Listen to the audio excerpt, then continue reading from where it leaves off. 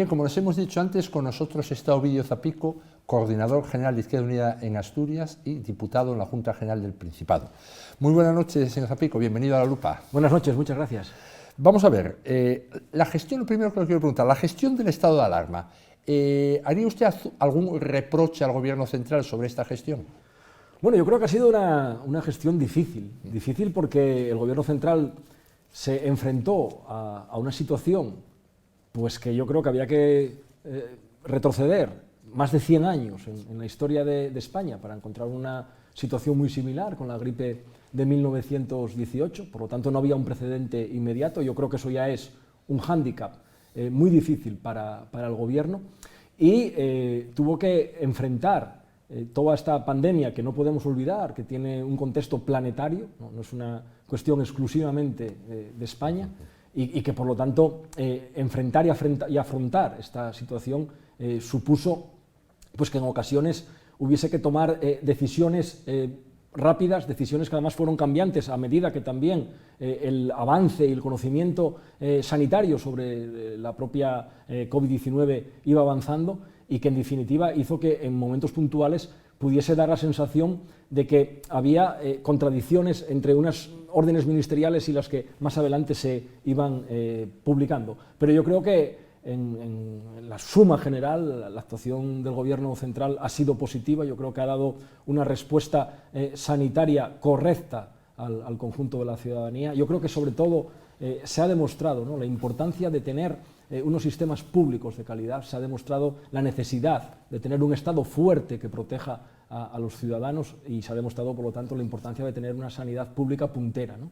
Y en eso yo creo que, además en Asturias en concreto, no hemos salido especialmente mal perjudicados. Sin duda. Bueno, puesto a poner alguna pega en la cuestión que acaba de decir, no serían los sanitarios, evidentemente, que son los protagonistas positivos, sino la falta de protección que les dio el Gobierno para ser el país con más sanitarios infectados de todos, por millón de habitantes. Bueno, el problema de las EPIs, la falta de EPIs en el inicio de la pandemia fue un problema, ¿no? Un problema que se tardó unos días en subsanar, también fruto de la especulación, ¿no?, que con ese material surgió también a escala internacional y todos sabemos las dificultades que hubo, incluso las retenciones en determinados países, en las fronteras de determinados países, para que este material no llegase a su destino, ¿no? Yo creo que es alguna de las conclusiones que tenemos que extraer de esta crisis para que no se vuelva a repetir. Puede ser también, junto con la necesidad de tener tejido industrial, tejido productivo en el país, algunos de los elementos que hay que analizar, ¿no?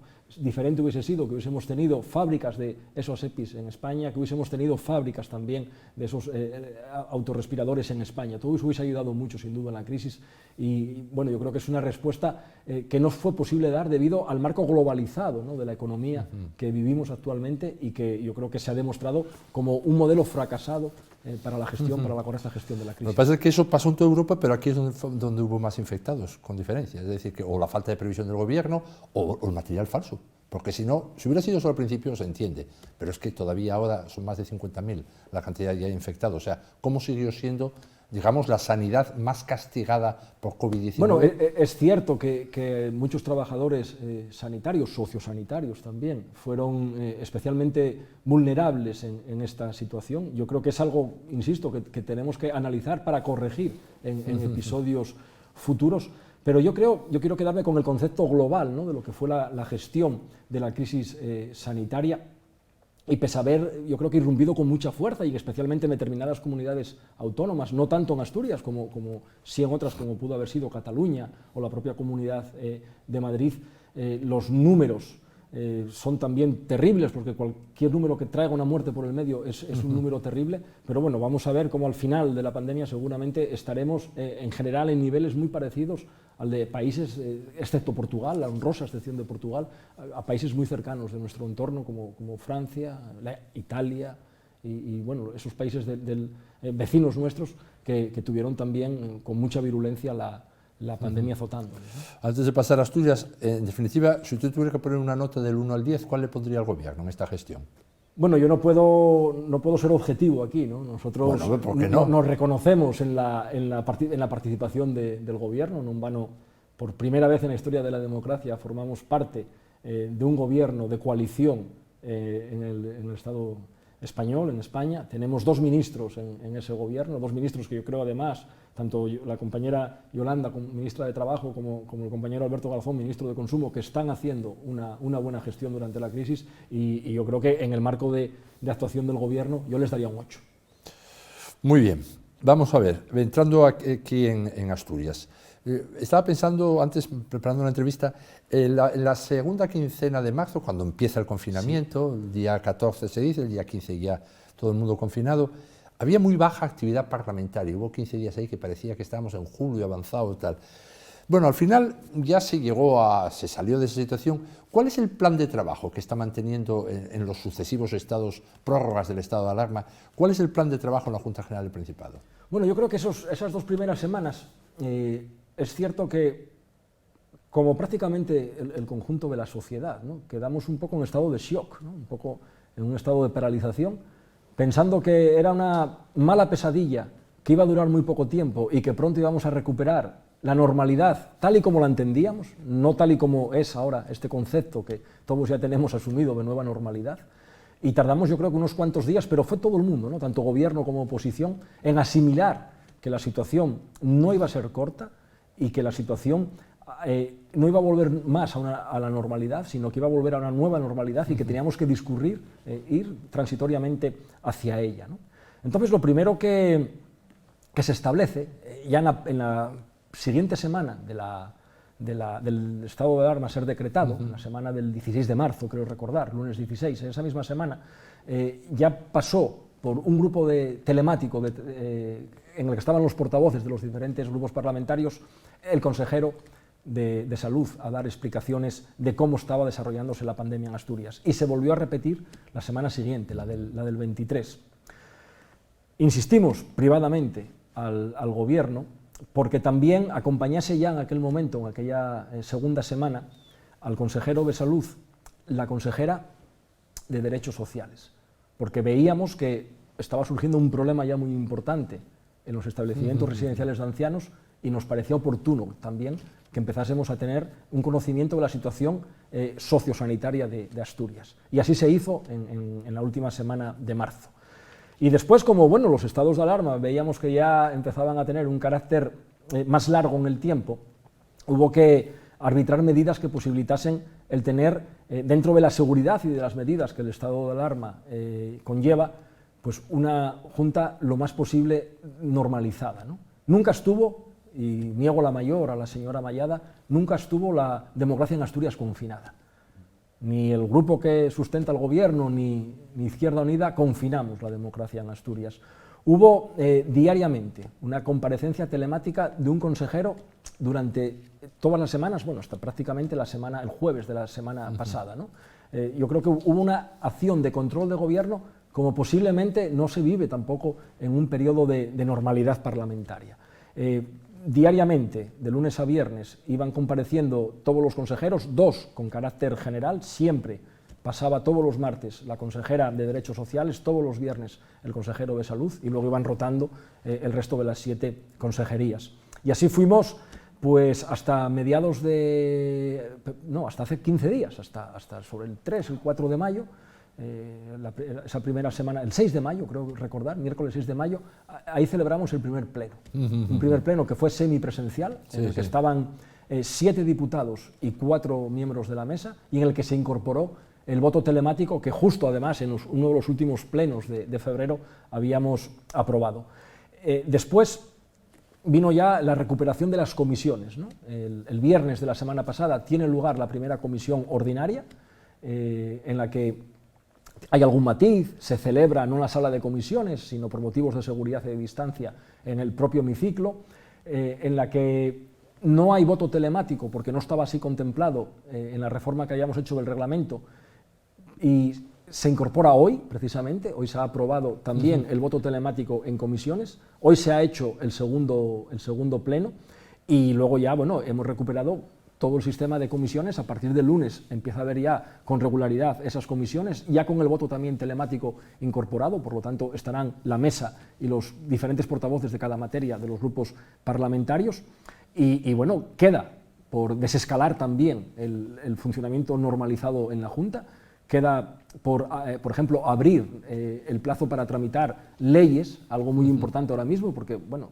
vamos a analizar también todo lo que va a pasar con la ley de prestaciones y de garantías vitales básicas, que yo creo que viene además en un momento muy oportuno. Nos quedó también ahí en el tintero, en los últimos días de marzo, el plan de salud. En definitiva, quedaron cuestiones pendientes que además ahora yo creo que también nos tenemos que dar un breve tiempo para repensar, porque pasaron muchas cosas desde ese 14 de marzo al que usted aludía hasta acá, muchas cosas relacionadas con cuestiones tanto sanitarias como sociosanitarias, y todo eso tenemos que ir dándole cabida en esa nueva normalidad de la Junta General. Seguimos, por ejemplo, sin poder, por motivos también de seguridad, recibir allí a ciudadanos, recibir a colectivos, en una palabra, recibir visitas, y podemos poder seguir a hacer ruedas de prensa. En definitiva, no hemos recuperado esa normalidad plena, pero estamos caminando hacia ella. En definitiva, todo esto recuperando, pero más lento que el Parlamento Central.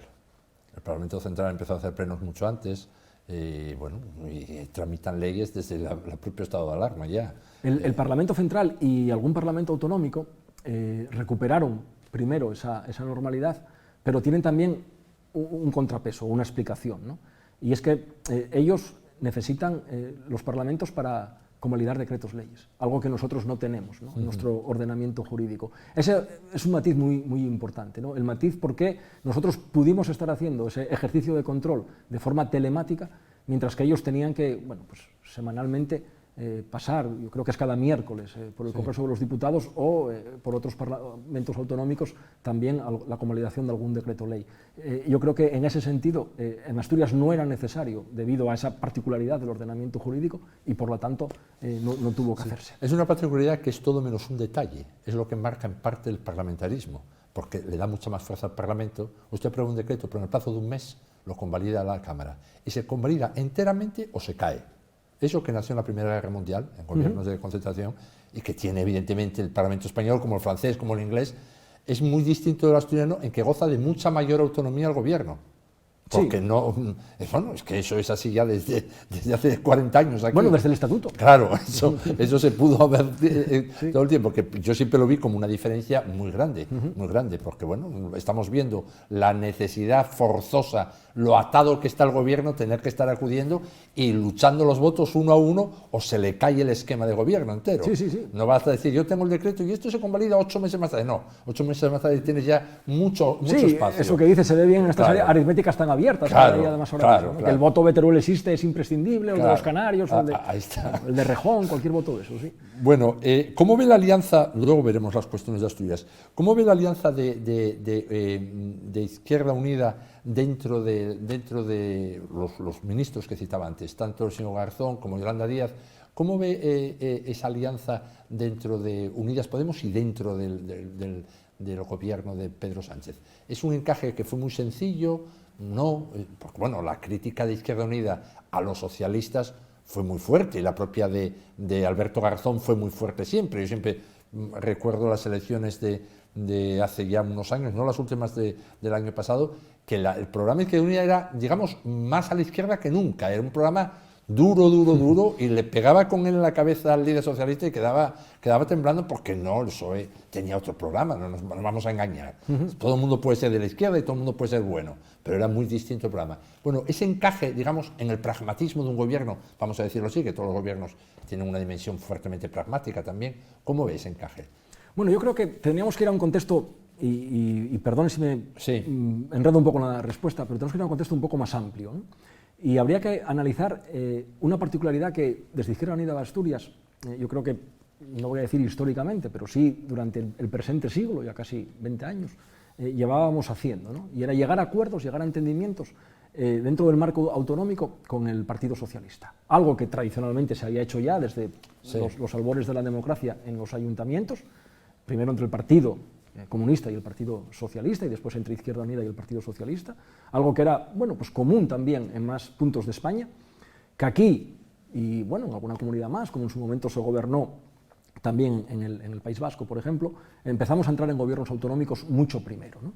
Y creo que eso nos da una visión, una madurez, vamos a decir, para ver los acuerdos políticos con otro punto de vista más amplio, ¿no? A nivel de España nunca habíamos llegado a ese entendimiento con el Partido Socialista desde ya los los albores de la democracia, ¿no? Hubo épocas, bueno, de especial confrontación, y a los años 90, bajo la dirección del añorado Julio Anguita, el tristemente fallecido hace unos días Julio Anguita, en el que, por cierto, tuvimos también los mejores resultados electorales en aquellos años, pero bueno, fueron años duros, años de confrontación. Y yo creo que ahora, después de todos estos años, se ha llegado en el seno de la organización a la conclusión de que llegar a acuerdos con otras fuerzas del espectro progresista para procurar mejorar las condiciones de vida de la gente, para poder plasmar en el boletín oficial tu firma, que supone una medida de alivio para, en muchas ocasiones, esas familias vulnerables, esas familias trabajadoras, y la compañera Yolanda Díaz ya lo ha tenido ocasión de hacer con alguna de sus firmas en el boletín, era algo positivo. Y se ha interiorizado eso y se ha hecho. Y yo creo que el resultado es positivo, ¿no? Yo creo que hoy podemos estar un poco más tranquilos en la gestión de esta difícil crisis, que ya no es solo sanitaria, que es socioeconómica, que es laboral, que ya no se nos avecina, sino que ya está aquí, que si hubiese un gobierno de otro signo, ¿no? Y por lo tanto yo creo que hay una movilización importante de recursos económicos por parte del Estado para dar necesidades a esas familias más vulnerables, a sus trabajadores, y a los ERTES me remito, a las ayudas a los trabajadores autónomos, que han sido también complementadas desde Asturias como ejemplos, ¿no? Y ha sido también, yo creo que importante, el papel del ministro de Consumo, pues poniendo tope a determinados abusos que se estaban haciendo en torno a productos que empezaban a ser de una necesidad vital, como las EPIs a las que antes hablábamos, o incluso los propios servicios funerarios, ¿no? Que también tuvieron que ser controlados por parte del Gobierno central. Yo creo que eso ha sido positivo para las economías más modestas. Bien, volviendo aquí, el desconfinamiento, ¿cómo le parece esta cuestión de las fases y de las franjas, cómo se está viviendo este sistema? Digo las fases por esto, la fase 0, después surge, con el doctor Simón surgió la 0,5, bueno, no sé si es Silla, si es Simón, si es el que lo pone, 0, 0,5, 1, 2, 3, todo esto, y por otra parte lo de las franjas horarias, de 6 a 10 de la mañana, gente, la mayoría de entre 14 y 70 años, luego vuelven los mayores, luego los niños 7 horas, luego vuelven. ¿Qué le parece tanto la cuestión de las fases de las franjas en la práctica, lo que usted ve? Usted que afortunadamente vive en la zona rural, en una zona idílica que le hubiera inspirado a Palacio Valdés para hacer otro, pues eso casi dejándolo un poco al lado porque no es problemático. Ustedes viven en una fase nirvana en la que no sufren, ni hay gente contagiada, ni hay ningún problema. Pero bueno, en las ciudades, que le toca trabajar todos los días en Oviedo, en las ciudades, ¿cómo ve esto? ¿Cómo funciona? Bueno, yo creo que aquí podríamos enlazar con la primera pregunta que me hizo, ¿no? Con la gestión de la crisis. Y si le decía que había sido difícil porque había un desconocimiento total de lo que había sido la situación y por lo tanto era muy difícil de abordar, yo creo que esa misma respuesta vale para esta pregunta, ¿no? Es también muy difícil de abordar la desescalada porque tampoco había precedentes, ¿no? En el planeta de cómo abordar una desescalada y que además no podemos olvidar cómo desescaladas en determinados países dieron como resultado rebrotes. Algo que yo creo que preocupa mucho desde todos los aspectos, desde el social y también desde el económico. Y en ese sentido yo creo que es fundamental guiarse por criterios sanitarios. Los criterios sanitarios tienen que prevalecer sobre criterios e intereses políticos y sobre criterios e intereses económicos. Yo creo que hay que preservar la seguridad y la salud de las personas por encima de todo en estos momentos. Y en ese sentido yo creo que la desescalada está llevando a este país hacia esa nueva normalidad tal y como el Gobierno tenía pronosticado. Yo creo, y soy optimista, que Asturias pasará a la fase segunda el próximo lunes. Esperemos que vayan enganchándose y posiblemente por ahí eso de andar con decimales del 0,5, del 1,5 de las fases, que vayan enganchándose otras, ya no comunidades autónomas, sino otras provincias o comarcas de determinadas provincias que quedaron relegados en estos compases iniciales, porque lo que está claro es que tenemos que salir como país, yo creo que tenemos que salir el conjunto de España, sus 17 comunidades autónomas y las ciudades autónomas de Ceuta y Melilla a la vez de esta situación, en ese horizonte de finales del mes de junio, a esa nueva normalidad, y por lo tanto yo creo que es muy recomendable y muy aconsejable hacer caso a todas las indicaciones, desde mañana ya, con la publicación hoy en el boletín de ese uso de mascarilla en espacios urbanos, cuando haya más personas a menos de 2 metros o en espacios también cerrados, y que hay que hacer un especial esfuerzo evidentemente en las ciudades. La visión que se tiene desde el mundo rural es completamente diferente. Es verdad que, salvo excepciones, allí la pandemia no ha golpeado con la misma dureza, y también es verdad que la vida en la calle es mucho más fácil, precisamente por todo aquello que fue negativo hasta hace 2 meses, ¿no? Por la despoblación, por la poca densidad de población que hay en ese medio, y ahora resulta que sí, que es un factor que beneficia. Y es verdad que cuando, sobre todo las primeras veces que empecé a ir a Oviedo, después de aquellas semanas, pues comprendes de verdad, ¿no? Que como todo aquello que leías y veías y que constatabas por teléfono con toda la gente que hablabas, era quizás peor aún de lo que te decían, y te trasladas una realidad muy dura. Bueno, pero vamos a ver, ¿usted cree que va a funcionar o va a haber repuntes en esto de las fases de las franjas? Le decía eso porque en Oviedo, me imagino que el paseo de invierno, la gente como si fuera una manifestación. Aquí en el Muro, me parece que hubo 2 días que no lo comprobé, todos los demás sí, incluyendo ayer a la noche. Bueno, vamos a ver, eso es producto de un reparto de espacios, se puede hacer de muchas maneras, de muchas maneras, pero concentrar, como tengo escrito en El Comercio y lo tengo dicho aquí, concentrar en unas pocas horas a 34 millones de españoles y de 10 de la mañana a 8 de la tarde, 10 de la mañana a 8 de la tarde, a 14 millones de españoles, no me importa que sean pequeños o mayores, eso lo mirará Simón. Yo creo que basta con ver el concentrar. El distanciamiento social es muy arriesgado, es muy arriesgado.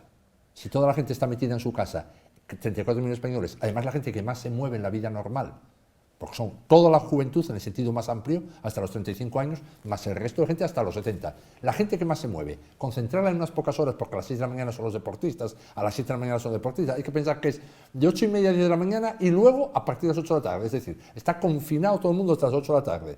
Aquí me decía un cargo público el otro día diciendo, no, me parece casi peor, porque es que la gente ya cree que tiene que salir por obligación a las 8 de la tarde. Bueno, no la confines hasta las 8 de la tarde.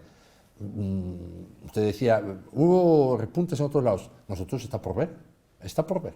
Todavía, si los repuntes a lo mejor se notan 3 semanas más tarde o algo así, no es tan rápido, porque entre que empiezan a quedar infectados, le pasan a otros. Bueno, ¿a usted le parece que este sistema les convence? Bueno, yo creo que en cuanto a lo que fue la desescalada de la fase 0, podemos decir ya que fue fructífera. Han pasado ya 2 semanas y media desde la fase 0, por lo tanto yo creo que los contagios que se pudiesen haber producido a los inicios de esa fase, por lo menos en este aprendizaje que estamos teniendo del coronavirus, sabemos ya que ha sido, por lo tanto, negativo, no ha habido repuntes en torno a esos posibles contagios de esos primeros días.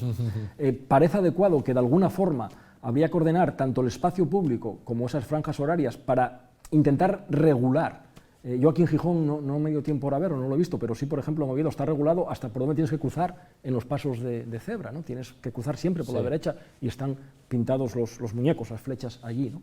Yo creo que todos esos nuevos hábitos que tenemos que aprender son necesarios, y creo que tenemos todos los ciudadanos una responsabilidad muy grande ahora mismo para evitar que haya posibles rebrotes, ¿no? Yo creo que tenemos que adquirir más que nunca ese sentido de responsabilidad colectiva, que no podemos olvidar nunca, que hay que primar la garantía de la seguridad colectiva y de la libertad colectiva frente a la libertad individual, frente a egoísmos y caprichos individuales, y en ese sentido yo creo que es no solo obligatorio, porque lo marca una orden ministerial y está publicado en el boletín, sino socialmente, éticamente y moralmente necesario cumplir estrictamente lo que las autoridades sanitarias españolas y asturianas nos vayan determinando durante las próximas semanas, incluso meses, porque no podemos olvidar que de aquí solo saldremos en 2 escenarios. Uno, más provisional en torno a un medicamento que sea efectivo contra el coronavirus, y 2, fundamentalmente, con la llegada de la anhelada vacuna. Muy bien. Bueno, vamos a entrar en la parte más económico-social, dejando a un lado ya la parte sanitaria. El empleo, que nos preocupa a todos, Izquierda Unida siempre habla del empleo toda la vida. Bueno, uno piensa grandes sectores de empleo, comercio, hostelería, turismo en general, les toca lo peor. No viene un turista, 14 días confinado, bueno, esto no viene nadie. Si yo voy a ir, tengo mucho interés en ir a Londres, pero voy a estar 14 días en un edificio, ya no voy. Bueno, toda esta cuestión, ¿cómo lo ven? El problema del empleo, ahora está todo apantallado en esos ERTES, pero bueno, ¿cómo ve esta cuestión? Bueno, yo creo que efectivamente la acción del Gobierno central ha logrado parar la primera acometida de la crisis. Decía antes que la crisis sanitaria abre inmediatamente la puerta de par en par a una crisis laboral, que por lo tanto nos trae una crisis económica y una nueva crisis social. Esos ERTEs y esas ayudas a los autónomos han amparado en buena medida este primer envite, pero ya empezamos a ver las consecuencias, ¿no? Y hay sectores que están evidentemente más perjudicados que otros por sus características. Y alude usted, por ejemplo, al turismo, un sector que en Asturias es muy importante, no en vano tiene un 10% de su Producto Interior Bruto, el Producto Interior Bruto de Asturias depende del turismo, que es un sector, y ahí comparto plenamente las palabras que ha dicho el ministro de Consumo, Alberto Garzón, es un sector que es estacional y que en la mayor parte de las ocasiones genera un trabajo precario. La desestacionalización del sector es una de las grandes batallas ya históricamente en Asturias, no solo en Asturias, en otros puntos de España, pero por centrarnos en nuestra comunidad, y también que tendría que generar un empleo de mayor calidad, ¿no? Yo creo que ha dicho pues, dos obviedades que no sé por qué han repercutido y han salido pues una parte importante de la derecha y de los empresarios de esa forma, cuando ha dicho, pues insisto, dos obviedades, ¿no? Pero yo creo que, y hoy lo decía mi compañera, la portavoz de Izquierda Unida en el grupo parlamentario, Ángela Ballina, en una interpelación que precisamente sobre materia turística hacía a la consejera de Cultura, la señora Berta Piñán, yo creo que precisamente una de las grandes debilidades históricas del turismo de nuestra comunidad autónoma, que era la escasa llegada de turistas extranjeros a Asturias, se convierte hoy paradójicamente en uno de nuestros grandes aliados. Sí. Asturias no va a necesitar de esos turistas extranjeros que llegaban, sobre todo al oriente de Asturias, y que bienvenidos eran, pero que tampoco tenían una incidencia muy grande en nuestros datos macroeconómicos del sector turístico. No va a depender Asturias de ellos para solucionar la crisis o para salir de la crisis en la materia turística. Pero necesitamos algo muy importante que también hoy hacíamos hincapié al Gobierno de Asturias sobre ello, y es que tanto el Gobierno central como el Gobierno de Asturias tienen que seguir acompañando a ese sector hasta que el sector pueda caminar solo. ¿Y cuándo va a poder caminar solo? Cuando haya libre circulación de movimiento por todo el territorio nacional.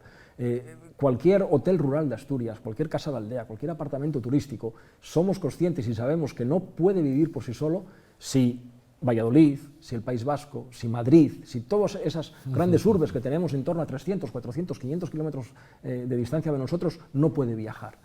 Y por lo tanto ahí yo creo que tenemos que seguir acompañando con todas las medidas que se pueda al sector. Más que campañas de promoción, lo que se necesita es ese acompañamiento económico para seguir blindando al sector hasta que esperemos que sea a primeros de julio el poder caminar solo.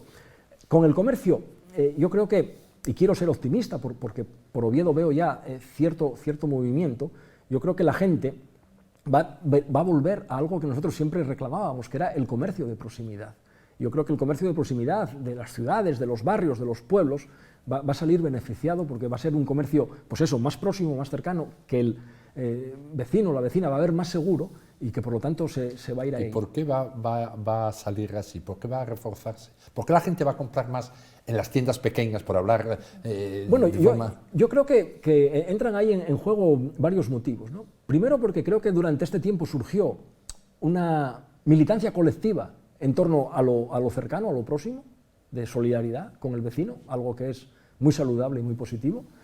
Y en segundo lugar, porque la gente yo creo que va a ver esa pequeña tienda en la que hay unas medidas sanitarias muy concretas y además muy sencillas de cumplir, porque en muchas ocasiones entras, haces la compra, sales, entra el siguiente, que no en otro tipo de superficies que fueron también en su momento, pues, bueno, yo creo que proliferaron, ¿no?, en este marco de la globalización y que ahora, al igual que la propia globalización, se van a ver constreñidas. Es que hasta ahora esas superficies todavía no compitieron, no les dejaron abrir. Todavía no pudieron abrir. Vamos a ver qué pasa cuando abran, que también tendrán sus cintas, y en cualquier caso, todos ellos, mientras haya cintas, van a vender mucho menos que sin cintas.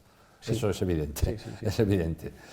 Sí. Bueno. La desescalada, a nivel de, por ejemplo, de terrazas, claro, en Asturias hay una cuestión que es sí o sí, ¿no?, que tiene que acompañar el tiempo. La semana pasada, una semana nefasta, esta semana una semana maravillosa. Claro. Pero yo creo que las terrazas, por lo menos lo que yo veo en Oviedo, es positivo, ¿no?, para quien tiene abierta la terraza, están funcionando. Bueno, al margen ya de estos sectores concretos, que son evidentemente de muchísimo empleo, hablaba del turismo, el empleo precario, de acuerdo, pero son 2,5 millones de empleos, el turismo. Si uno va a un municipio como Llanes, curioso, uno mira la estructura, el menor paro femenino de Asturias. ¿Y qué pasa? ¿Son muy feministas en Llanes? Es el turismo. Bueno, pero es muy estacional.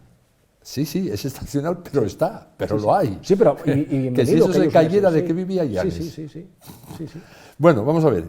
En términos generales de economía de Asturias, ¿qué hay que hacer? A ver, ¿qué hay que hacer? Usted es ahora presidente de gobierno en este momento. Estamos haciendo una hipótesis. Es usted presidente de gobierno. ¿Qué cree que cosas debe empezar a hacerse esta semana, la que viene o la otra? ¿Qué hay que empezar a hacer? Bueno, yo si fuese presidente del gobierno procuraría tener cerrado en muy pocas semanas un nuevo acuerdo de concertación social con los agentes sociales. ¿Cómo va eso? Pues es algo que cuando trasladamos al presidente las propuestas para empezar a buscar el acuerdo, a lo que él llamó esos patos de Fruela por parte de Izquierda Unida, como paso previo, recuerdo perfectamente que marcamos 4 premisas. Una de ellas era activar la concertación social. Y la concertación se ha activado. Están ya, yo creo que esta semana, si no me equivoco, el viernes, tendrán presencialmente además la primera de las reuniones. Yo creo que eso es algo muy positivo, porque de esta crisis que ya es, como decía, económica, laboral y por lo tanto social, hay que llegar con un gran acuerdo de concertación. Eso es lo primero que tiene que hacer el gobierno. Bueno, hasta ahora los antecedentes de los acuerdos de concertación no podemos decir que tuvieron mucha influencia social. Bueno, política sí, los presidentes de gobierno juntando manos con agentes sociales, bien, dan un cierto apoyo. En un momento determinado, recuerdo que ustedes, Izquierda Unida, no estaba llegando a un acuerdo, no llegó a un acuerdo en aquella época, estoy hablando de 2008, y en aquel momento, el que era presidente Álvarez Areces, en pleno julio, ultimó un pacto con los agentes sociales que le daban más legitimidad. Bueno, era una actuación política correcta, bueno, dentro del juego político. Pero en general, esos acuerdos socialmente se ven unas cantidades de dinero que están ya en el presupuesto. Es un poco, bueno, es que es así, es que 2.300 millones, no, esos 2.300 millones ya están en los presupuestos o están en los del que viene igual. Esta vez, ¿qué va a tener de especial para que creamos que esto sí va a ser importante en esta salida? Bueno, aquel acuerdo de concertación al que alude de Álvarez Areces, no hay que tampoco olvidar que al año siguiente volvimos a entrar en el gobierno nosotros. Sí, perfectamente. Sí, claro. Crean pues, el clima a lo mejor necesario para dar estabilidad política a la comunidad autónoma. Y además yo creo que son también, en buena medida, un buen indicador de por dónde quieren los agentes sociales, que son muy representativos, tanto los sindicatos de los trabajadores como la Federación Asturiana de Empresarios, por dónde quieren que vayan destinados la inversión en materia presupuestaria, ¿no? Pero yo creo que la concertación que se discuta ahora, la concertación que se negocia a partir de esta semana, tiene que tener una característica o unas características diferentes a lo que fue la concertación tradicional, ¿no? Yo creo que tiene que ser una concertación pensada en la reconstrucción de Asturias, en la reconstrucción de nuestro tejido económico y social, y tiene que quizás no venir tanto a determinar una legislatura, sino como un periodo concreto, no sé si 12, 24 meses de tiempo, en el que las medidas que allí se acuerden, dándole luego la cobertura parlamentaria necesaria para plasmar esas medidas en números reales, en partidas presupuestarias concretas, posibiliten que salgamos de esta crisis que ya tenemos encima, pues de una forma rápida, porque bueno, muchos analistas dicen y muchos economistas dicen que no es una crisis del sistema económico capitalista, o no es una crisis inducida por el propio sistema económico, es una crisis que viene por un agente, bueno, en este caso, el virus completamente externo, y que al igual que se entró de una forma brusca en ella, podemos salir también en una forma razonablemente corta de tiempo, hablan incluso de unos 24 meses de ello, ¿no? Yo en ese sentido quiero lanzar un mensaje, trasladar un mensaje de tranquilidad, que si se hacen las políticas adecuadas podemos salir mejor y más rápido de la crisis que fue la del 2008. Total, que todas las reuniones que tuvieron desde septiembre, me parece que empezaron, o primeros de octubre, los agentes sociales con el gobierno, siempre es muy secreta esta negociación, es uno de los presupuestos. En Asturias es muy poco transparente, ¿qué se debe hacer? Bueno, pues estas negociaciones no sirvieron para nada porque hay que hacer un planteamiento total, no por culpa de que fuera insustancial lo que hayan acordado, sino porque cambió absolutamente el marco de referencia. Aparte, estábamos 24 horas hablando de la industria electrointensiva y nos encontramos con que ahora el megavatio hora está a 20 euros, o sea que no hace falta el estatuto, y por otra parte, en la práctica, necesitamos otras muchas cosas que antes no estábamos hablando. O sea que prácticamente digamos que todo lo que se está hablando casi es ex novo, casi es del 15 de marzo para acá, todo lo que se está hablando. Todo, yo creo que todo va a estar condicionado. Mucha sanidad, por ejemplo. Todo, sí. Los presupuestos del 2020 no van a ser tal y como los acordamos en diciembre del 2019. Ahora enseguida vamos a hablar de vale, esto. pues espero. Bueno, y los pactos de Fruela que usted nombraba antes, ¿toda esta oferta sirvió para que ustedes tengan más relación con el gobierno? Bueno, hemos mantenido, Ángela Ballina y yo, una reunión telemática con el presidente, en el que analizamos ese documento que le trasladamos. Fue la primera toma de contacto que tuvimos en el marco de la pandemia.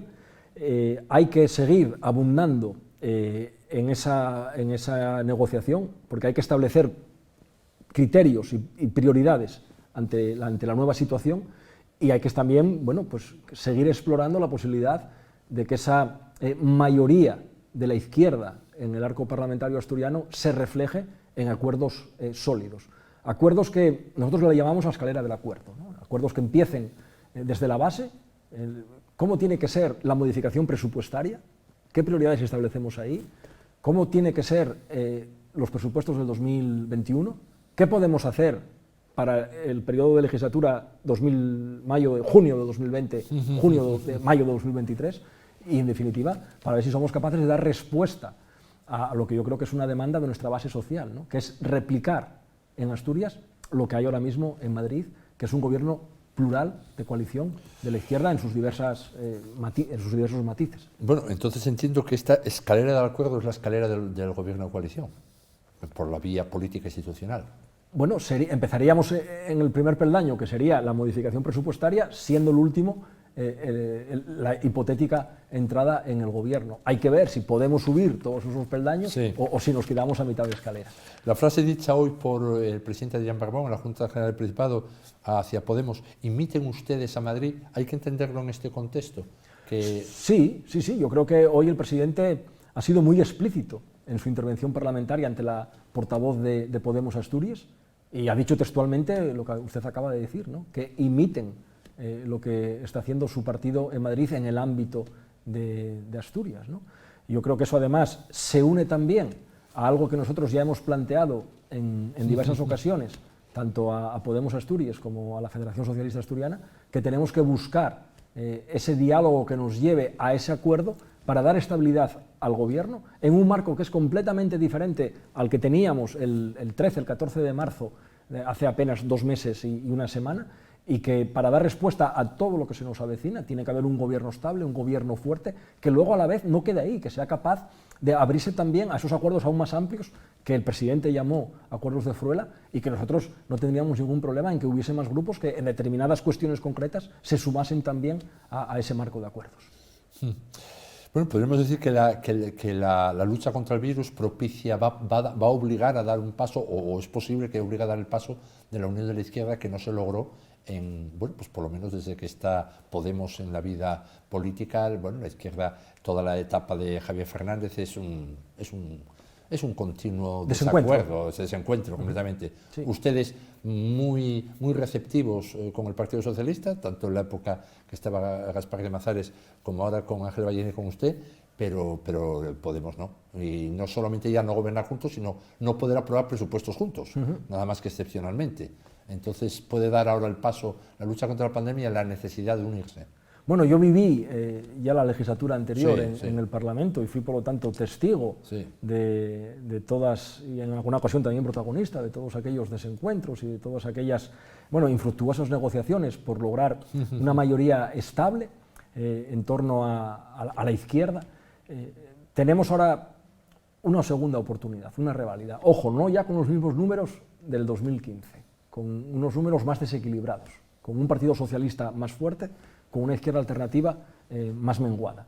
Y a esta segunda oportunidad se le añade además toda la cuestión de la crisis de la COVID-19, ¿no?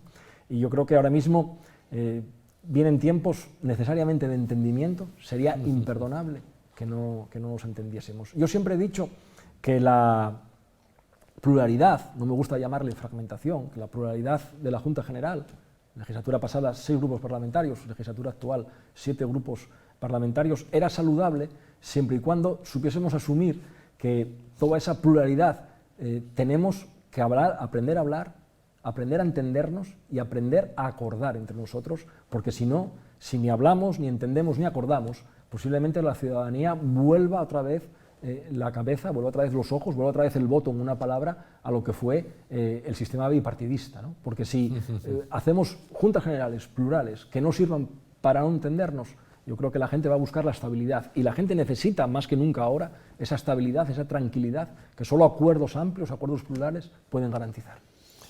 Bueno, en definitiva, que haya una mayoría parlamentaria estable. Efectivamente. Que haya una mayoría parlamentaria estable. Antes decía usted, ahora la situación está más descompensada y a mí me viene a la cabeza para preguntarle, ¿no le parece que en general, olvídese que está usted en uno de los partidos, cuando las situaciones son descompensadas en número, es más fácil los pactos? Es decir, antes la izquierda del PSOE tenía 14 escaños, el PSOE tenía 14 escaños, 2015-2019. Bueno, era legítimo, no ya legítimo, era plausible el discurso también de Podemos, es decir, oiga, Izquierda Unida, entre nosotros vamos a forzar tener una mayoría y que el PSOE se una a nosotros. Ahora, bueno, parece un poco, digamos, humorístico decir esto. El PSOE tiene 20 y la izquierda del PSOE tiene 6, o sea, es más del triple la ventaja. Bueno, eso quizá hace rebajar las expectativas de socios minoritarios y poder encajar más. Cuando hay rivalidad por el liderazgo, y antes podía haber rivalidad por el liderazgo, si hubiera habido una relación entre Izquierda Unida y Podemos, es más difícil los acuerdos. Bueno, yo creo que ahí también hay un momento, vamos a decir, histórico, y son las elecciones de junio del 2016. Si en aquel momento se hubiese producido en Asturias el sorpaso en la candidatura al Congreso de los Diputados de nuestra coalición frente a la candidatura del Partido Socialista, hubiese cambiado posiblemente la correlación de fuerzas en el seno de la izquierda asturiana. Al no producirse en aquel momento el sorpaso y luego ya ver, bueno, en las siguientes citas electorales cómo se consolidaba esa tendencia de estabilidad y de supremacía del Partido Socialista, tiene también un traslado a las elecciones autonómicas de mayo del 2019. Pero son dos elecciones de distinta convocatoria, unas son generales y otras son autonómicas. Sí, pero yo creo que hubiese sido, si en junio del 16 se produce el sorpaso, si hubiésemos alcanzado los 3 diputados y haber sobrepasado, aunque fuese por unos centenares de votos al Partido Socialista, todo hubiese cambiado en Asturias. Al no ser así, al mantener el Partido Socialista la hegemonía y luego los resultados que saca y que sacamos tanto Podemos como nosotros en mayo del 19, volvemos a un escenario anterior y que ya habíamos vivido más veces, ¿no? Un escenario al que nosotros sabemos responder porque ya conocíamos y habíamos sido capaces pues, de llegar a acuerdos y acuerdos que habían además dado fruto en su momento y arrancado medidas sociales muy progresistas, como fue en su momento hace ya 16 años la Ley del Salario Social Básico en Asturias, ¿no? Yo creo que esa es la inteligencia de una fuerza política, el saber adaptarse a la situación y el saber rentabilizar la fuerza que en ese momento tenga para plasmar sus políticas en las agendas de gobierno. Bien, vamos a ver en lo concreto, ¿qué modificaciones creen ustedes que son necesarias plantear en los presupuestos aprobados para este año? Bueno, se va a abordar en las próximas semanas esas modificaciones. Hemos llegado al primer acuerdo al respecto con el Partido Socialista y con el Gobierno. El primer acuerdo es que vamos a ver en conjunto cada modificación que haya que hacer. Nosotros partimos de una premisa inicial. Somos conscientes de que el presupuesto del 2020 no va a tener ya su plenitud de desarrollo a lo largo del presente ejercicio debido a los gastos que la crisis de la COVID-19 ha originado fundamentalmente en el sistema sanitario. Pero bien, ¿cuántos son los gastos esos? ¿Qué cantidad? ¿Cuántos son? Pues ahora mismo van 164 millones de euros. Bueno, aquí hay partidas ya contempladas, como por ejemplo contratación de personal que ya llegan al 31 de diciembre del 2020, pero son 164 millones de euros. Hay 14 millones de euros, 7 algo en materia de salud y 6 y pico en materia de derechos sociales que han llegado a Asturias, pero por lo tanto tenemos un desfase de 150 millones, pero hay algo muy importante. Falta por ver cómo se van a distribuir, con qué criterios se van a distribuir ese fondo estatal para la COVID-19, esos 16.000 millones de euros que el Gobierno de coalición va a poner a disposición de las comunidades autónomas. Una vez que sepamos esos criterios y una vez que conozcamos la cantidad exacta, que yo espero que sea en los próximos días, de los que va a disponer Asturias, será el momento de poder conocer y poder saber cuál es el desfase que tenemos y dónde tenemos que empezar a hacer esas modificaciones.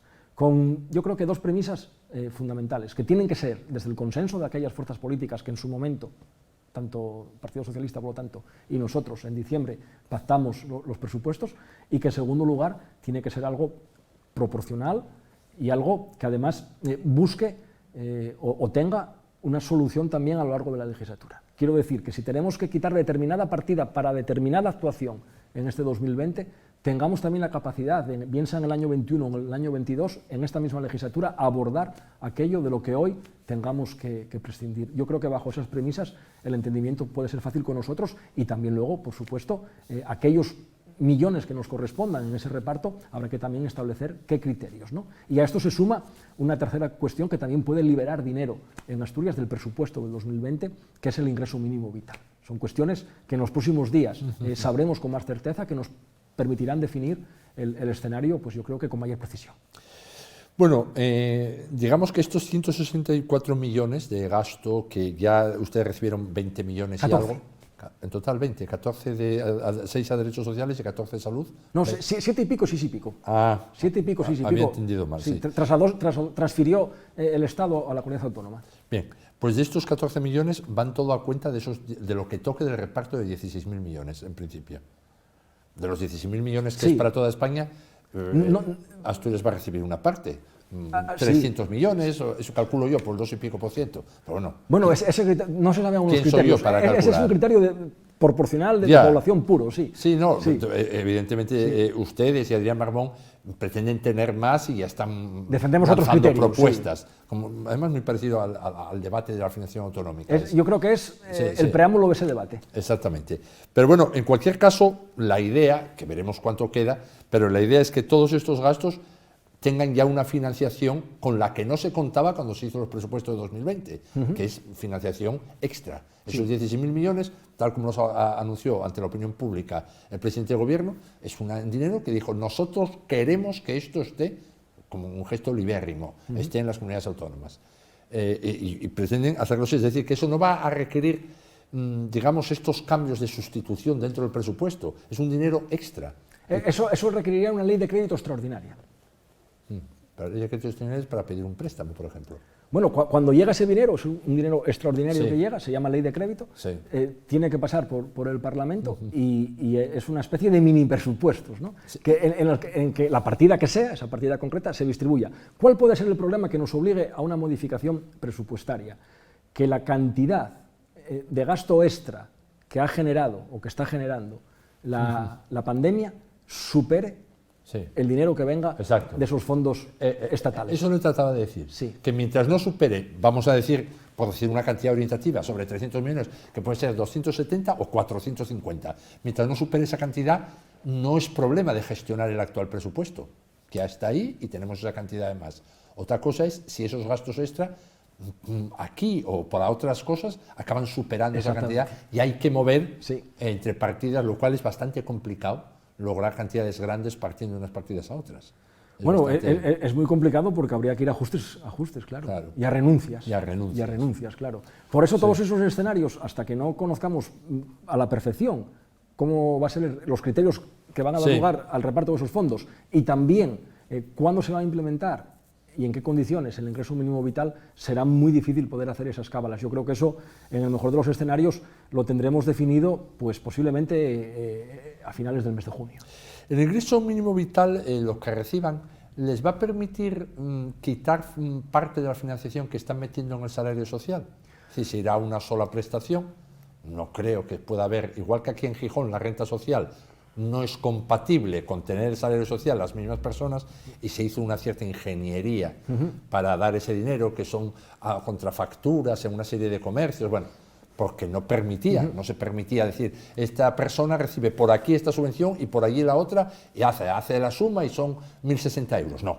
Bueno, pues en esto me imagino que ustedes pretenderán, o bueno, no me imagino, le pregunto, es una posibilidad, no lo sé, si ustedes pueden reducir parte de la reserva presupuestaria que tienen para el salario social porque ya les llega para el ingreso mínimo vital. Bueno, sí, hay mucho que hablar aquí del tema este. Claro. Además, bueno, es un tema que está en el ADN de Izquierda Unida, un tema que por lo tanto me gusta exponer, ¿no? El salario social fue fruto de nuestra presencia en un gobierno de coalición con el Partido Socialista hace ya más de 3 lustros, con Laura como consejera, que logra implementar una medida que yo creo que se ha demostrado como una gran aliada para las clases más desfavorecidas en situaciones duras, como fue la crisis económica del año 2008, como está siendo también estos mismos momentos.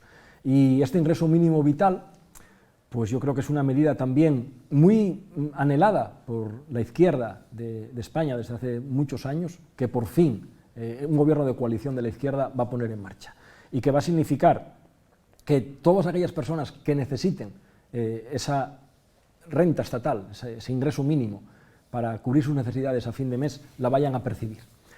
¿Qué significa esto en términos del presupuesto de Asturias, que es la pregunta que usted me está haciendo? Bueno, en el 2020 había 116 millones de euros del presupuesto de Asturias destinado al salario social. Había habido una reducción de 4 o 5 millones respecto al ejercicio del 19, creo recordar que 8 millones respecto al ejercicio del 18, que había estado en torno a 124. También pasaba que el primer trimestre iba bien en cuanto al número de beneficiarios y los gastos. A partir de nuevo la situación de la pandemia, aumentan esos perceptores del salario social y por lo tanto esos 116 millones iban a quedar cortos y había que haber seguramente aumentado el crédito a fin de año.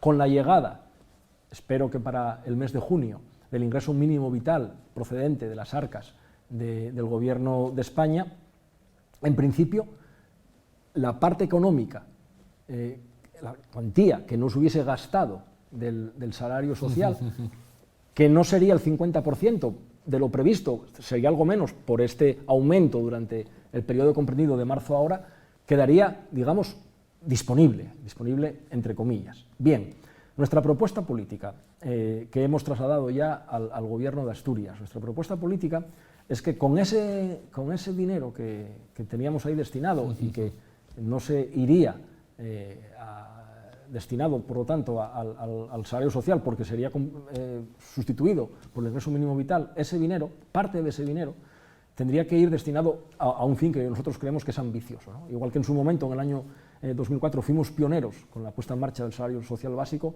creemos que tenemos que ir pioneros ahora con romper otra barrera, que es el umbral de la pobreza. Y creemos que tendríamos que reforzar con cierta cantidad de dinero desde las arcas asturianas el ingreso mínimo vital para favorecer que los perceptores salgan del umbral de la pobreza. El umbral de la pobreza está situado ahora mismo en unos 8.500 euros persona y año, ¿no? Y estoy hablando de quien fuese una sola persona en la unidad familiar. Sí. Por lo tanto, decimos, parte de ese dinero se destina aquí y el otro dinero que vaya a sobrar de lo que teníamos previsto para el salario social no puede abandonar el circuito de las políticas sociales, no puede abandonar el circuito de la inversión social. No podemos sacar el dinero que teníamos destinado a fines sociales y ir a tapar por ahí otros agujeros o otras necesidades. Nosotros vamos a ser serios en el marcaje al Gobierno y en la exigencia en este contenido, de seguir manteniendo ese fin social, de inversión social, para ese dinero que tuviésemos destinado ya a partidas sociales. Bueno, como todo esto nunca se sabe los demandantes hasta dónde van a llegar. Quiero decir, se abre esto me acuerdo de una frase de las que más me hizo a mí pensar de Felipe González. Estaba hablando de otra cosa, pero dijo, políticas positivas refuerzan demandas mayores siempre. Cuando uno plantea un plan que es creíble, la gente se apunta a ese plan, del tipo que sea, no tenía por qué ser una subvención. Bueno, pues en este caso, como coge fuerza el ingreso mínimo vital, probablemente se apunte todavía más gente y no conozco no solo la letra pequeña, sino, digamos, la concreción. Pero toda la información que llegó más o menos a los medios es que es bastante amplio, es decir, se puede tener una vivienda de 100.000 euros y se puede recibir el salario social, que en otras subvenciones del Principado está cortocircuitado. El que tenga una vivienda no puede pedir nada. Bueno, se puede tener un cierto trabajo y pedir el salario mínimo vital. Es decir, bueno, puede que haya muchos demandantes, puede que haya que supere incluso la suma del... O sea, que ni siquiera ese primer objetivo, que el salario social complemente hasta el umbral mínimo, a lo mejor ni dedicando 120 millones ahí, más lo que llegue del salario mínimo, a lo mejor ni cubre eso, ni hay posibilidad de dedicarlo a otras políticas sociales, que no pasa nada, se dedica todo a lo del umbral. Puede darse esa situación, ¿no? Bueno, porque nunca se sabe cuánta gente va a haber, hablando de 1 millón de familias. Yo creo que esa pregunta tiene tres momentos de la respuesta, ¿no? Primero, conocer ya la concreción en el Boletín Oficial del Estado, en ese Real Decreto que nos dé luz al ingreso mínimo con sus características concretas. Yo creo que eso es lo primero que tenemos que saber. Lo segundo que estamos pidiendo, bueno, pues en el seno de esas comparecencias telemáticas de la consejera, yo creo que le hemos preguntado por ello martes tras martes, cómo está siendo el diálogo, cómo está siendo en definitiva la coordinación con el Gobierno central para la implementación de esta medida en Asturias. Por lo que nos traslada la consejera, va a ser el ingreso mínimo vital un modelo muy similar a lo que es el salario social básico asturiano o a lo que es también el salario social del País Vasco, que eran, bueno, pues los más, yo creo que punteros, novedosos y pioneros en su momento, y que hoy en día seguían siendo una referencia en el marco de España. Y en tercer lugar, una vez que conozcamos, pues tanto, como decía, las características propias del ingreso mínimo vital, como esa coordinación, tendrá que dar luego lugar al tercer paso, que es ver a quién y cómo podemos complementar desde Asturias para facilitar que se supere el umbral de la pobreza. Por cierto, va a ser un triunfo político de Pablo Iglesias importante, el salario mínimo vital. Bueno, yo creo que ese es un triunfo del conjunto de la izquierda, que está a la izquierda del Partido Socialista, ¿no? Que yo creo que es un triunfo, por lo tanto, de la parte del gobierno de Unidas Podemos, que es un triunfo de Podemos y de Izquierda Unida, que llevábamos históricamente esa reclamación en nuestros planteamientos, ¿no? La implementación de un ingreso mínimo vital, que además ahora llega, pues yo creo que en el momento más oportuno, con esta tremenda crisis que se abre llamando a la puerta y a la que hay que dar respuesta para que la salida de la crisis en esta ocasión sea solidaria, sea participativa y no sea como la salida que tuvimos en la crisis del 2008. ¿Va a haber dinero del presupuesto del Principado para la economía productiva? Quiero decir, vamos a ver, ayer entrevistamos aquí al presidente de la patronal de la construcción, al presidente de la Confederación Asturiana de Construcción, Asprocon, y nos decía que, bueno, yo le recordaba un momento determinado una petición solo ya de diciembre, antes de todo este problema, que ahora están mucho más agobiados, 130 millones de presupuesto en arreglo de carreteras, y explicaba cómo era. Hay un stock de carreteras que vale 4.000 millones, solo dedicarle el mantenimiento, que es un 3%, ya sale esa cantidad fija todos los años.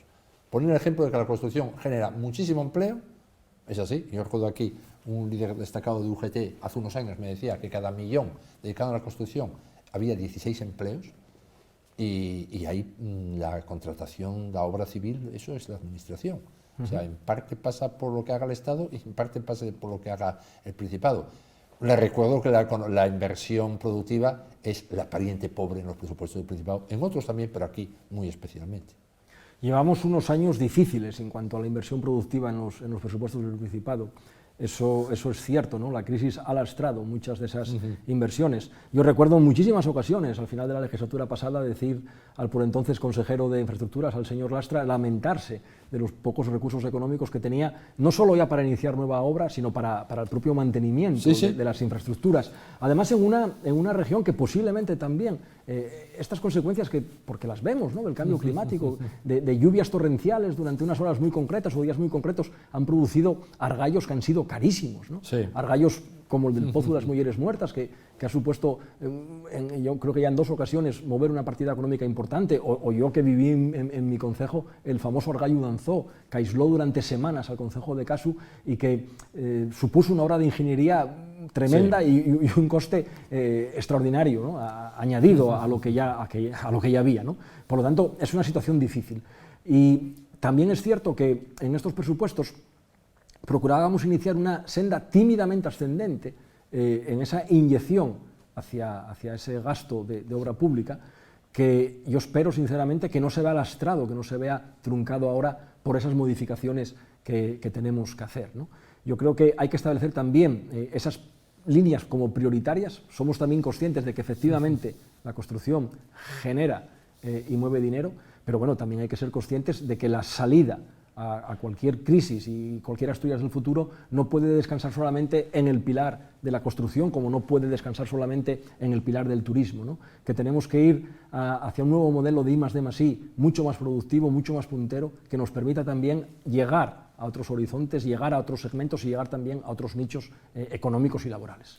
Bueno, al final de esta entrevista quería preguntarle sobre Izquierda Unida, su propia fuerza, que usted sabe perfectamente por larga militancia que bueno, es una fuerza con cierto debate interno, utilizo un término así muy positivo, y con convulsiones internas importantes. Usted hace poco tiempo, muy poco tiempo, que es coordinador de Izquierda Unida de Asturias. Hay un sector de la organización que por una cuestión de método no lo reconoce, y hay una tensión de hace tiempo, voy a decir casi permanente, con la Izquierda Unida de Madrid, me refiero con el equipo de gobierno de la coordinación general de Alberto Garzón, y que bueno, que entre otros ha costado o contribuyó a costar la salida de esta fuerza política de Gaspar Llamazares en su día, pero bueno, al margen de esa cuestión. ¿Cómo está la cuestión? ¿Está usted cuestionado? ¿Qué dicen el dedo de Garzón, hacia arriba, hacia abajo? ¿Cómo está eso? Bueno, teníamos un escenario francamente positivo. Aquella última semana de marzo anterior a que se decretase el estado de alarma, ¿no? Teníamos ya un principio de acuerdo, teníamos ya unos hitos que teníamos que ir desarrollando para haber superado esas desavenencias, fruto de diferentes sistemas jurídicos en nuestros propios ordenamientos, tanto a nivel federal como a nivel de Izquierda Unida de Asturias, para armonizar en definitiva aquello que nos separaba, que no era tanto, sino que eran métodos de elección del órgano de dirección de la Coordinadora de Izquierda Unida de Asturias. Desgraciadamente, bueno, el estado de alarma trunca toda posibilidad de que hubiésemos solucionado eso en el plazo que nos habíamos dado, que era en torno a un mes, ¿no? Calculábamos. ¿Y por qué?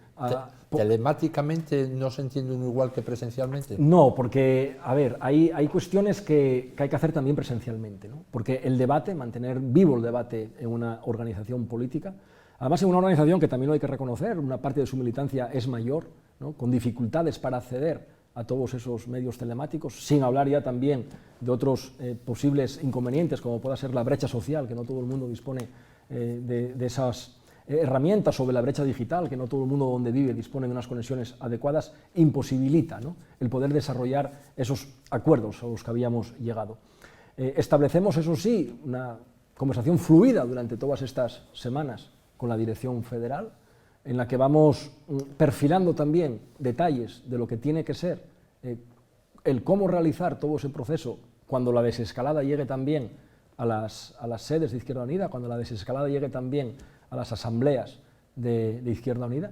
Pero bueno, yo quiero quedarme en positivo, que teníamos ya el acuerdo antes de la pandemia, que durante las semanas de la pandemia el acuerdo no se ha puesto en entredicho ni en peligro, ni mucho menos, sino que se ha seguido manteniendo esa relación, pues yo creo que estrecha, y esa relación hacia la normalidad, hacia una nueva normalidad también que era muy necesaria entre Izquierda Unida de Asturias e Izquierda Unida Federal, fundamentalmente por una cuestión, ¿no? Porque nosotros queremos seguir formando parte del proyecto federal y por eso asumimos libremente la decisión de amoldar nuestros estatutos a los de ellos, y porque ellos tampoco quieren prescindir de la mayoría de Izquierda Unida de Asturias, que es donde reside una gran parte de nuestra militancia, donde reside nuestro grupo parlamentario, donde residen nuestras 9 alcaldías, en definitiva nuestro capital político y militante, ¿no? Y por lo tanto el entendimiento no fue especialmente difícil, ¿no? A mí me proclama coordinador general una coordinadora que celebramos el 29 de febrero, y apenas 10 días después ya teníamos el principio de acuerdo con Madrid. Las cosas iban rápido, las cosas iban bien. Solamente la pandemia truncó ese camino hacia la nueva normalidad con Izquierda Unida Federal, que retomaremos sin duda durante las próximas semanas. Pero vamos a ver, el acuerdo, trato de entenderle, queda en stand-by. se llegó más o menos a un acuerdo con la Izquierda Unida de Madrid. Que hay que desarrollar. Que hay que desarrollar. Sí, hay que modificar los estatutos nuestros Sí. en un apartado. Sí. Tenemos que elegir nuestro máximo órgano, la coordinadora, por sufragio universal de toda la militancia y no por sufragio universal, por sufragio delegado en la Asamblea, que fue lo que hicimos en enero. Es lo que tenemos que hacer, ¿no? Volver a elegir esa coordinadora. Eso ya daría pie a tener equiparados los estatutos de IU Federal con los de IU Asturias, una vez que eligiésemos correspondiendo a los estatutos federales la nueva coordinadora por medio del sufragio universal. Tendríamos que ratificar todas las decisiones que la coordinadora anterior había tomado y ya estaría el proceso normalizado. Bueno, o sea que, no sé, me da la sensación que a lo mejor es la parte minoritaria de Izquierda Unida de Asturias la que pondrá más problemas, digo yo. Bueno, en todos estos procesos siempre hay resistencias por unos o por otros, ¿no? Pero bueno, yo creo que en general hay un clima que llama al entendimiento, un clima que llama a resolver el conflicto, y también yo creo que para esto ayuda toda esta crisis que durante estas 8 o 9 semanas hemos vivido. Yo creo que nadie somos iguales hoy a como lo éramos el 13, el 14 de marzo, y eso tiene que servir también para madurar en el seno de las organizaciones, para madurar los problemas políticos y para poder salir a resolverlos. Tenemos que salir, una vez que se termine la desescalada, a dar respuesta a los problemas sociales, a los problemas económicos, a los problemas laborales que tiene la gente, y no a seguir debatiendo sobre nuestros problemas internos, que realmente importan mucho. ¿Y la desescalada de Izquierda Unida, usted qué puede decir? ¿Que sobre el 30 de junio ya habrán remediado esos problemas? Bueno, en el marco de IU Federal van a dar durante los próximos días unas pautas de actuación que tendremos que ir desarrollando en nuestras sedes durante las próximas semanas. Pues pautas muy similares a las que, por ejemplo, hemos vivido en la Junta, desde instalar pantallas de metacrilato, desinfectar, proveer de geles y de mascarillas al personal. En definitiva, tener todo eso preparado para empezar paulatinamente y muy despacio a abrir las sedes, todavía sin poder realizar asambleas, sin aglomeraciones de gente, ¿no? Es también una desescalada dentro de la propia desescalada, que vamos a hacer, pues eso, siguiendo las pautas que los compañeros de IU Federal nos establezcan. Bueno, pues llegamos al final. Muchas gracias, señor Zapico, por venir, contestar a todas nuestras preguntas. Vemos que está la situación muy dinámica a escala política en la izquierda en Asturias, y a ver cómo usted se acoge a la misma desescalada general, a ver si las dos desescaladas acaban bien. La desescalada, vamos a decir, en la que estamos todos, sanitaria, social, y por otra parte, pues la situación de Izquierda Unida, porque es, bueno, todas las fuerzas políticas que tengan sean sólidas, estables, y que no haya crisis. La crisis no aporta nada, y mucho menos para la ciudadanía. Así que mucha suerte. Ha sido un placer, muchas gracias. Bueno, pues nosotros ahora hacemos un alto, terminamos con un programa con la opinión de uno de nuestros tertulianos, con la opinión de Enrique Garrido. Volveremos mañana, como siempre, detrás de la actualidad. Muy buenas noches, hasta entonces.